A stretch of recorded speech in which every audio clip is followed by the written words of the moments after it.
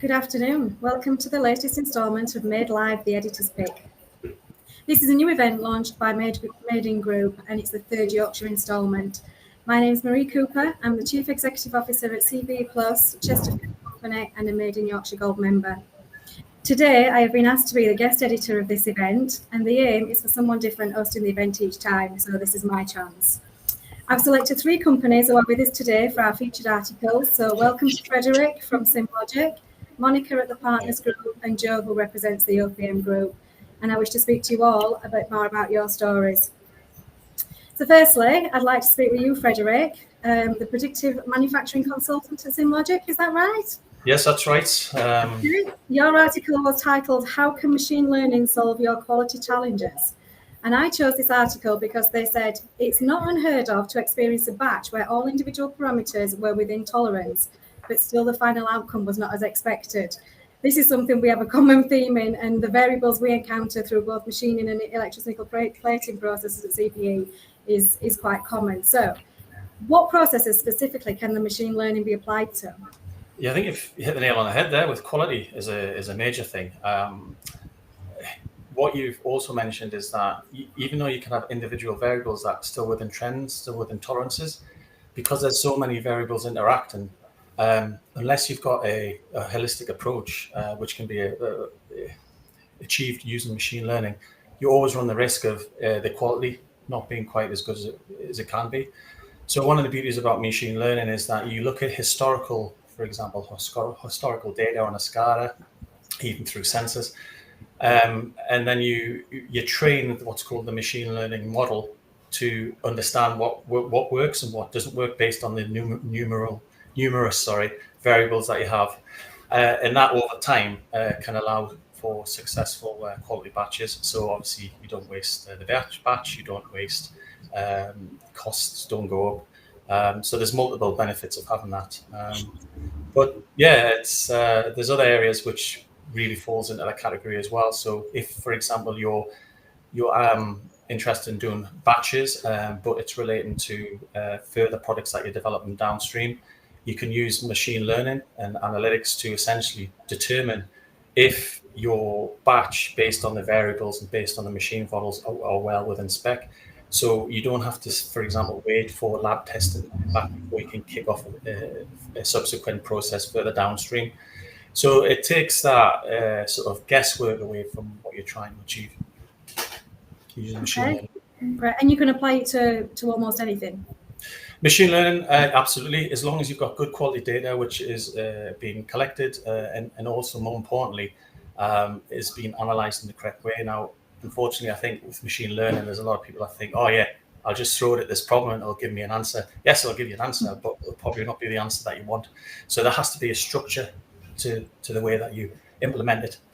And one of the things SimLogic does is they take companies through what's called a raise process to make sure the process is good first off before starting to talk about machine learning. So, yeah. Okay, great. What's the most common process improvement you find from the projects you've undertaken then?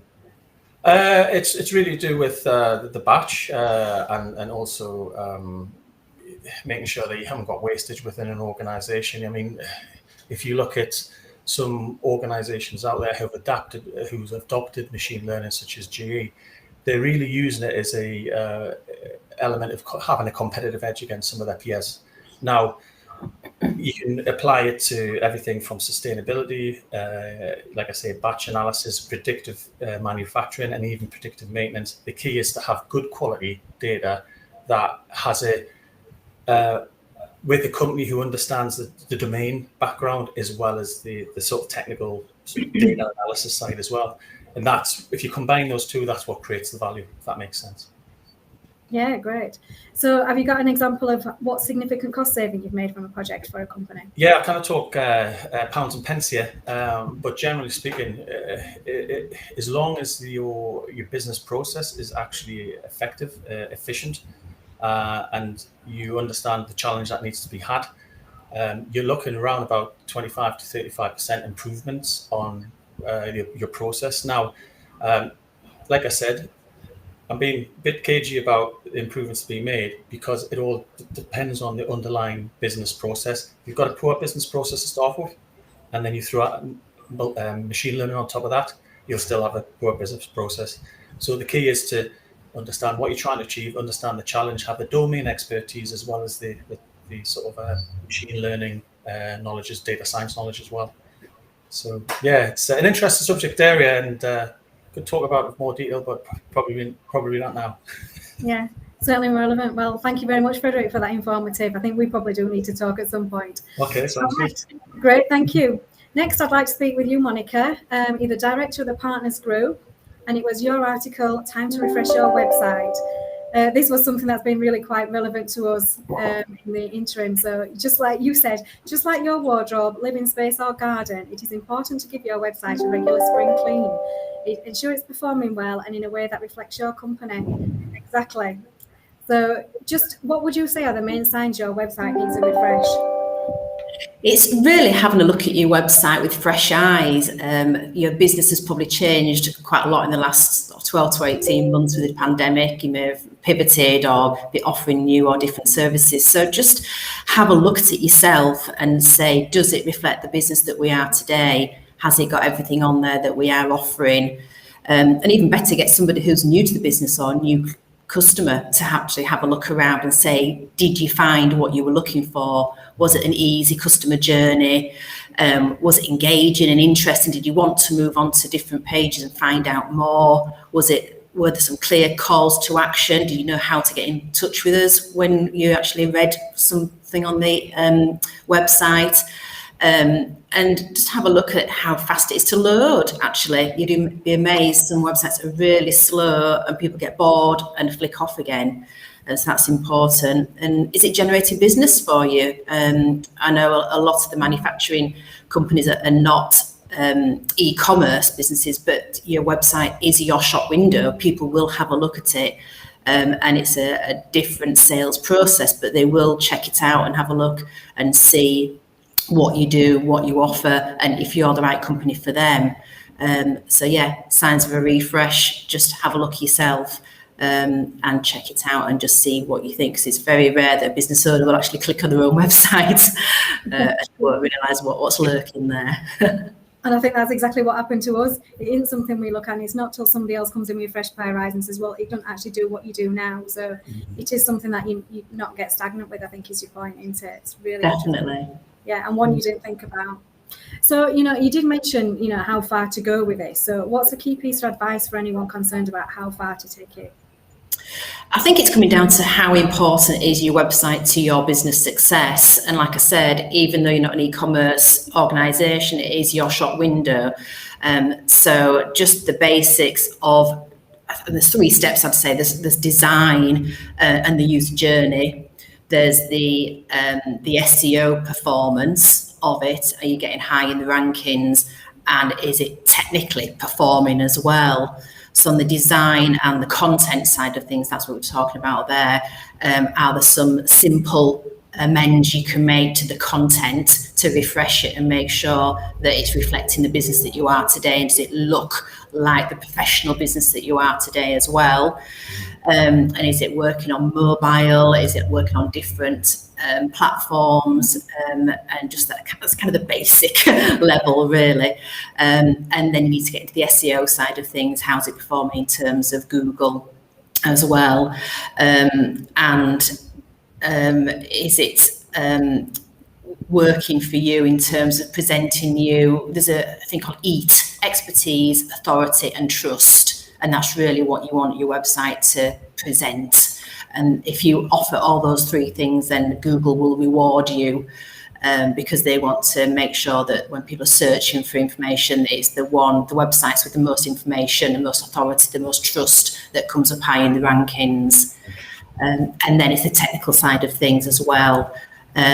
So that's how old the platform is on the website, how secure it is, or the plugins, how up to date it is from a technical point of view. So really kind of a 3-step process. But I would say just continue to invest in your website. A website is never finished, and you need to keep working on it and keep refreshing it and keeping it up to date. Excellent. And it's about, you don't know what you don't know until you look into it.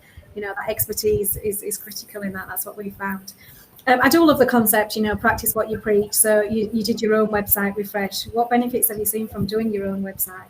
Yeah, we were typical cobbler's shoes, not practicing what we preached at all. Our website's about 10 years old. It was on an old platform. We were on a platform called Kentico, and we've updated that, so on a newer version of that now. We gave it a design refresh. Again, it didn't have all the services on that we were offering. It didn't really have all the sectors. We specialised in about 6 sectors. We're a business-to-business agency specialising in working with manufacturers in the food sector and building products manufacturers, and that wasn't really highlighted enough on the website. And really the results have been that we're now getting more targeted inquiries. So we're not getting the consumer inquiries anymore. We're very much getting the business inquiries, so we know that when people come to us, we can actually help them, and we have the specialist expertise to do the right job for them. And people are staying longer on the website now. Always look at your Google Analytics and make sure that the website is performing in the way that you want it to perform and have the right goals in place.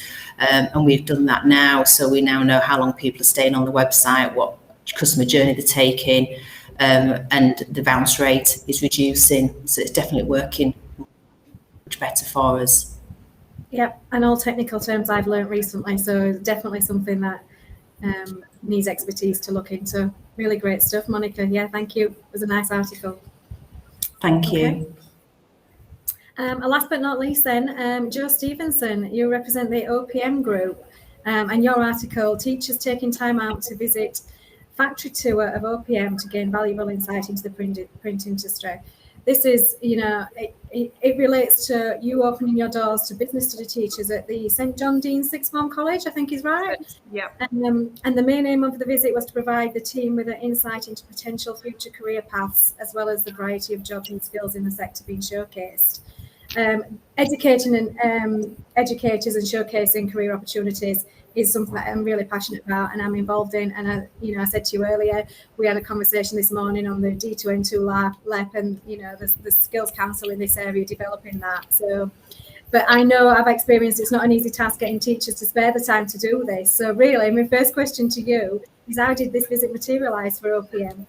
We got lucky, I have to be honest. We're a packaging and labels company, and I'm sure we weren't first front of mind when they contacted us, but they reached out to us. And actually, this is a very proactive head of the school that encourages their teachers to take time out in the topics that they teach. So in this case, we had 2 business studies teachers reach out, desperate to come into a business, learn what's going on, and they specialize in teaching lean manufacturing as one of their modules within the curriculum. So we opened our doors. OPM is very, very well organized, almost an industry 4.0 standard in terms of driving the manufacturing facility, which is quite unusual within the sector. And yeah, we were very fortunate. They wanted to come in and have a look around, so we took the whole day out for them and gave them a chance to investigate the real world. And we were quite excited to do it. One of the challenges we have in packaging and labels is there is no direct education route into the industry. Most people have fallen into the industry in some way.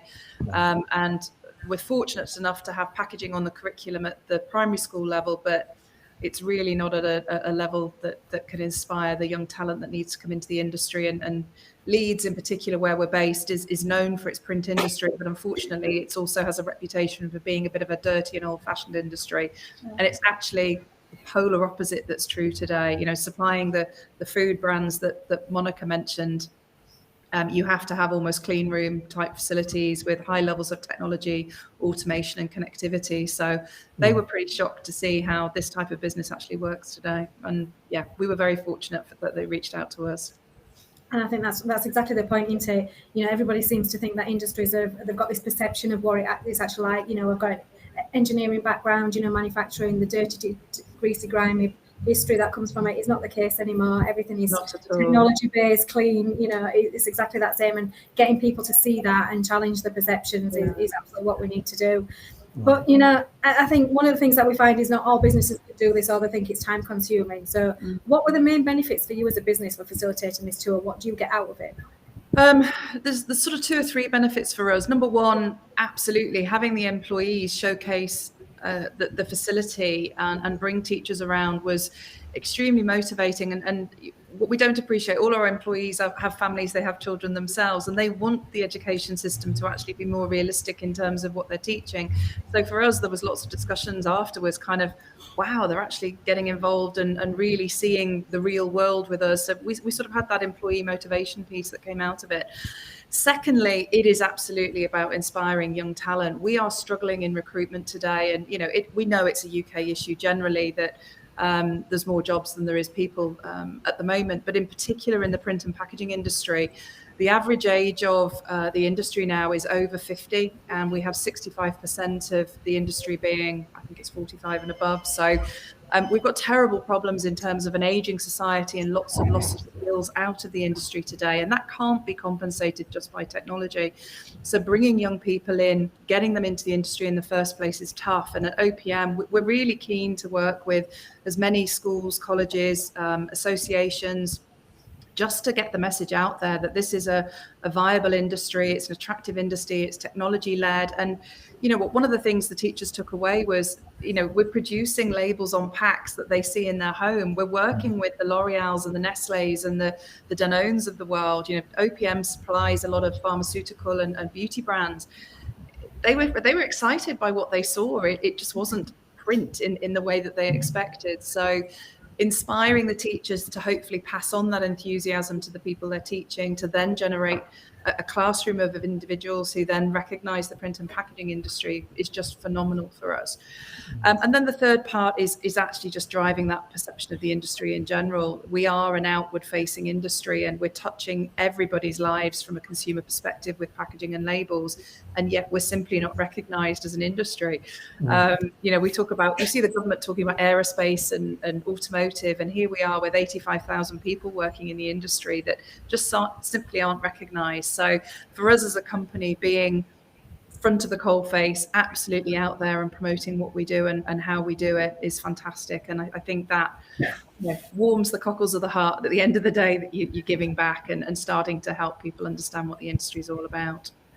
Oh, Jo, you share my passion. It's exactly the conversation we've been having this morning. Coming from an engineering background, it's just the same thing. We're getting involved in projects to showcase engineering skills, and we're working with Vulcan to the Sky Trust and the Workwise organisations and the schools and colleges, and some fantastic projects.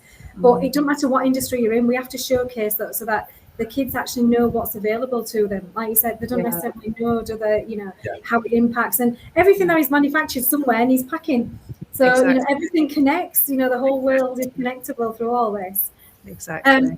But one of the things that we do struggle with is getting businesses, involved in this, because, they don't always see that future prospects of what we're actually trying to deliver. So what advice would you give other businesses for getting involved in these similar opportunities? I don't think you can whinge and moan about recruitment if you're not prepared to reach out. I think you're talking out both sides of your mouth. So from our perspective, we get involved with our trade associations, we run apprenticeships, and we love having apprentices in the business, bringing that young talent in. But it's reaching out to your local schools and colleges. How you expect to have locally skilled people if you're not working with the local schools and colleges to first and foremost, attract the talent in is beyond me. So as a business, we take that responsibility very seriously, and we'd encourage all businesses to do that. Just reach out and offer your help, be it careers days, be it coming in and doing a talk, opening up your doors and bringing people in.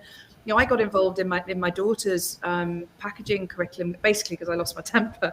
The packaging part of their curriculum was painting pizza boxes at 8 years old. And yet my daughter could walk into the fridge and tell you the different formats of packaging within the fridge. Kids have a genuine curiosity, and let's not simplify it. They're perfectly capable of understanding the industry and how it works and what the value is. So we as the industry have to get in behind those educators' doors and help them teach reality, not sort of philosophy and theory. And the only way to do that is to step up and get in contact with your local schools and educators to help them with the tools and techniques that they need. And I can guarantee they will welcome you in with open arms. They really will. Oh, that's excellent. And it is music to my ears, because it is something that is passionate, from my perspective. And it's exactly what we're doing. We're opening our doors in a fortnight to the Vulcan project, and we've got 75 kids coming to site across 19 schools to run a project that is just engaging, just to inspire them, even just for skills for employment of the future. It's not necessarily, you know, they don't necessarily know what career they want to do, but just giving them an insight into how they need to behave as people, what they need to do to actually be employable in the future. And we just need to do it as a nation. Yeah, absolutely, life skills. Yeah, I did an apprenticeship program where I'm part of an association as OPM, and you know, you had mothers coming up with girls saying she's really into art, and they're talking to a print company, and it's like, great, but that's nothing to do with what we do. They just don't understand. And you know, it's the parents as much as it is the children. So we have a responsibility as an industry to fix, you know, bust some of those myths that are out there, and help people really understand the reality of business and industry today. Absolutely, great. Absolutely love that. Okay, well, that concludes my questions from today, and some great topics, guys. Thank you very much for all joining. It was great to speak to you all. And just before we end the event, I would just like to thank everybody who's watched the event today, either live or respectively on YouTube. And just that this event will be held every month at the same time and same date, alternatively between the Midlands and Yorkshire region. So thank you very much once again, guys. Nice to talk to you. Goodbye. Thank you very much. Cheers. Thanks for the advice.